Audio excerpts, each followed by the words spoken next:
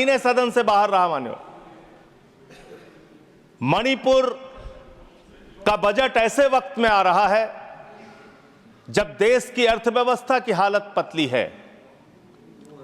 Share market में 5 महीने के अंदर देश के आम लोगों का 94 लाख करोड़ रुपए डूब गया। मान्यवर, मणिपुर का बजट ऐसे समय में आ रहा है जब बेरोजगारी 50 वर्षों में सबसे ज्यादा बढ़ गई है। मणिपुर का बजट ऐसे वक्त में आ रहा है जब 186 लाख करोड़ रुपए का कर्जा हिंदुस्तान के ऊपर है मोदी सरकार के इस कार्यकाल के अंदर। मणिपुर का बजट ऐसे समय में आ रहा है जब अमीर और गरीब के बीच की खाई इतनी बढ़ गई है जितना 100 साल पहले थी। और मां शब्द से इनको बहुत प्यार है। मां से मटन इनको याद रहता है, मां से मछली याद रहती है इनको, मां से मुगल याद रहता है, मां से मुसलमान याद रहता है, लेकिन मां से मोदी को मां से मणिपुर याद नहीं रहता। मान्यवर, 2 साल का वक्त हो गया, मणिपुर जल रहा है। देश के केंद्रीय मंत्री का घर जलाया गया, राज्य के पीडब्ल्यूडी मंत्री का घर जलाया,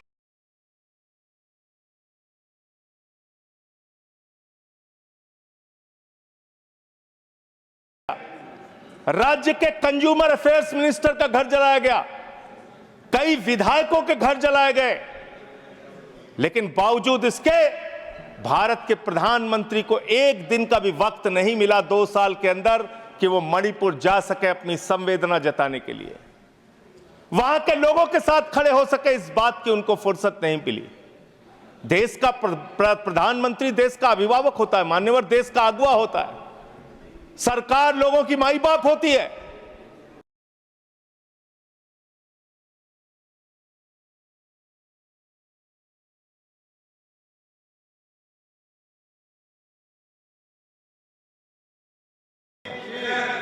ऐसे में कैसे बचेगा मणिपुर? कैसे बचेगा मणिपुर? और ये बात मैं पूरी जिम्मेदारी से कह रहा हूं मान्यवर, यह देश राष्ट्रपिता महात्मा गांधी के आदर्शों पर चलेगा। यह देश गौतम बुद्ध के आदर्शों पर चलेगा। यह देश अहिंसा के आदर्शों पर चलेगा।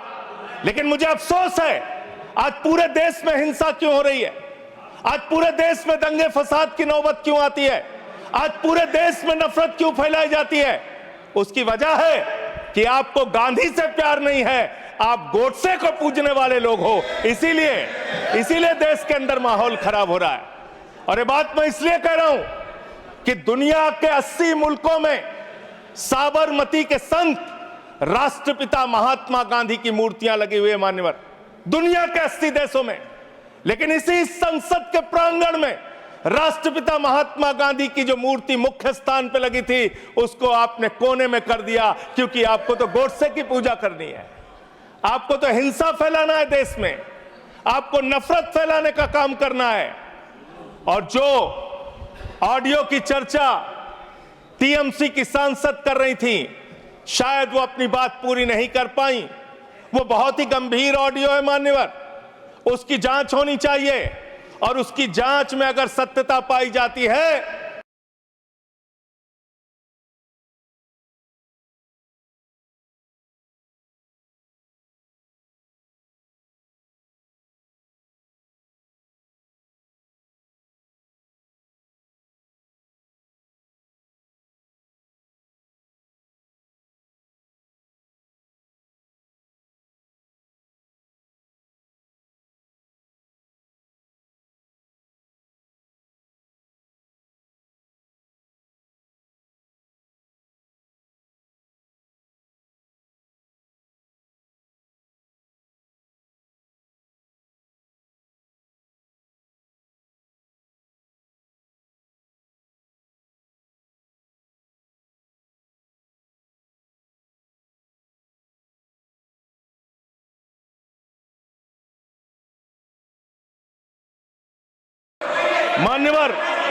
मान्यवर उस ऑडियो की जांच होनी चाहिए।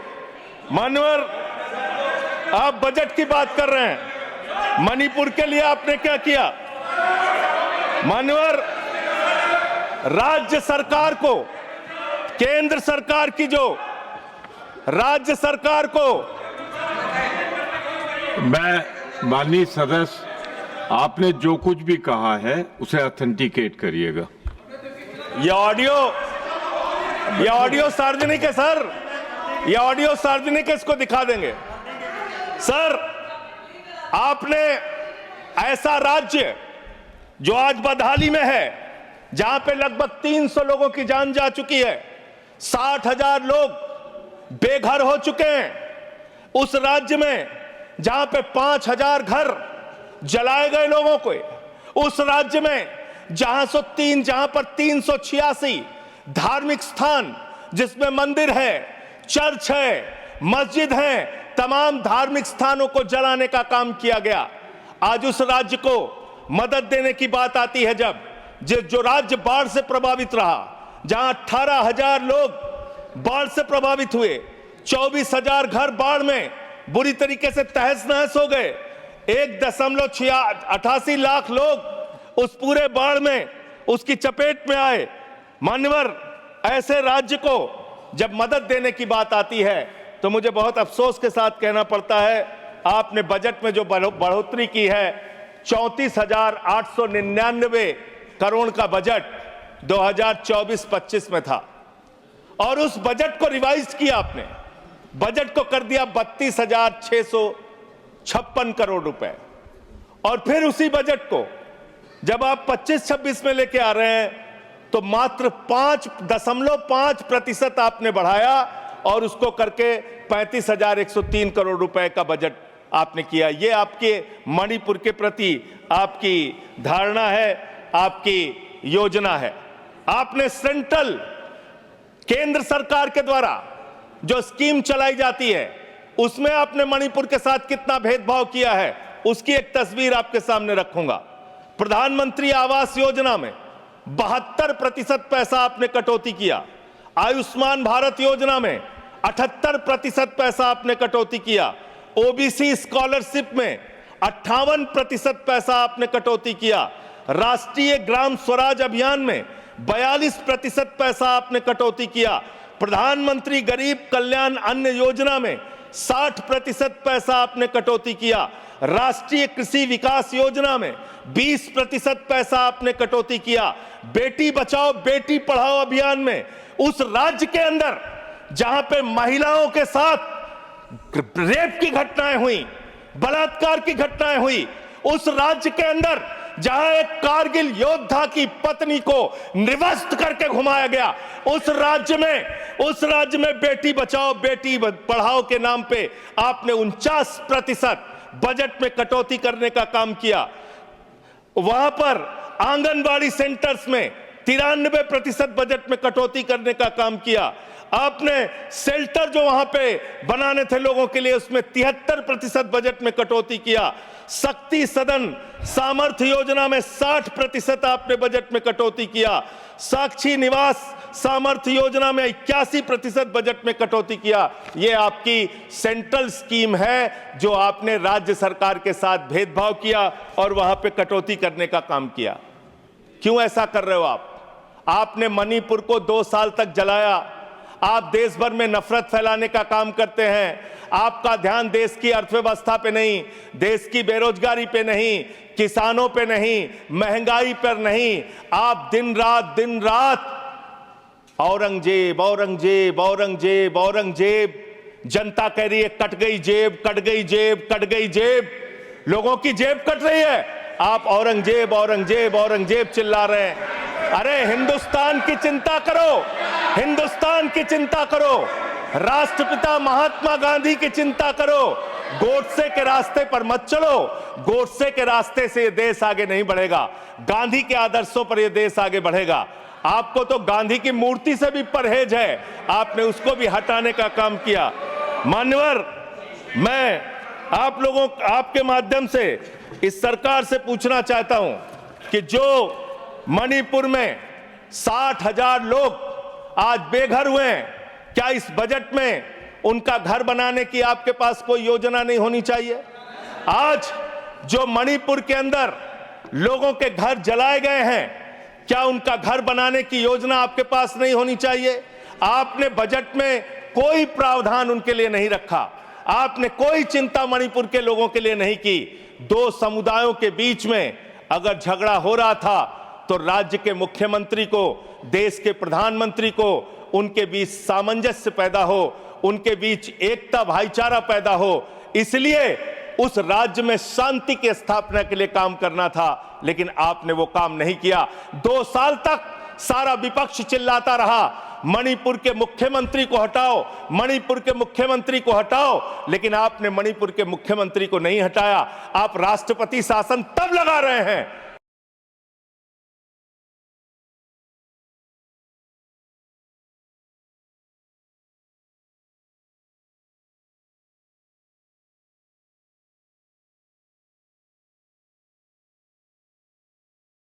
इसलिए मान्यवर, मैं आपके माध्यम से इतना ही इस सरकार से कहना चाहता हूं कि आप कृपा करके इस देश का माहौल खराब करने की कोशिश मत कीजिए।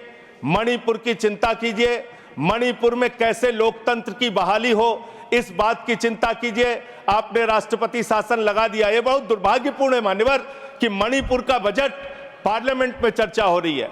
मणिपुर का बजट मणिपुर की विधानसभा में चर्चा होती, मणिपुर के बजट के बारे में योजनाएं मणिपुर की विधानसभा में चर्चा की जाती, लेकिन यह दुर्भाग्यपूर्ण है कि मणिपुर का बजट देश की संसद में हम सब लोगों को चर्चा करनी पड़ रही है। वहां लोकतंत्र की स्थापना के लिए पहल कीजिए, वहां शांति की बहाली के लिए पहल कीजिए, क्योंकि लोकतंत्र अगर खत्म होता है, लोकतंत्र का अगर गला घोटा जाता है मान्यवर, तो तानाशाही आती है, और तानाशाही किसी भी दृष्टि से किसी भी देश के लिए अच्छी नहीं है। अगर तानाशाही आती है तो वहां दंगे होते हैं, फसाद होते हैं, नफरत होती है, दो समुदायों के बीच में झगड़ा होता है, तो लोकतंत्र की बहाली मणिपुर में कैसे होगी? मणिपुर को कैसे अधिक से अधिक आर्थिक सहयोग आपकी तरफ से दिया जा सकता है, इसके बारे में सरकार को चिंता करनी चाहिए। और प्रधानमंत्री जी फिर मां से मॉरिशस में हैं, मां से मणिपुर कब जाएंगे, इस बात का इंतजार देश की जनता को है कि अब आपको कोई वीजा नहीं चाहिए मणिपुर जाने के लिए। आप अमेरिका चले जाते हैं, लंदन चले जाते हैं, आप पूरी दुनिया घूम लेते हैं, आप कतर हो आते हैं, आप दुबई हो आते हैं, कतर के शेखों को गले भी लगाते हैं, जैसे कुंभ के मेले में बिछड़े हुए भाई हैं, इस तरीके से कतर के शेखों को आप गले लगाते हैं। ऐसे ही गले आप मणिपुर के भाइयों को भी लगाइए, मणिपुर के लोगों को भी लगाइए, उनको भी अपना सहारा दीजिए। आप देश के प्रधानमंत्री हैं, देश के अभिभावक हैं, और इस सरकार से मैं अंत में फिर से यही कहूंगा आपके माध्यम से कि मणिपुर की चिंता करो और देश में माहौल खराब करने के काम बंद कर दो। नफरत फैलाने से देश आगे नहीं बढ़ेगा। मोहब्बत की बुनियाद पर हिंदुस्तान आगे बढ़ेगा, नफरत की बुनियाद पर हिंदुस्तान आगे नहीं बढ़ेगा। बहुत बहुत धन्यवाद।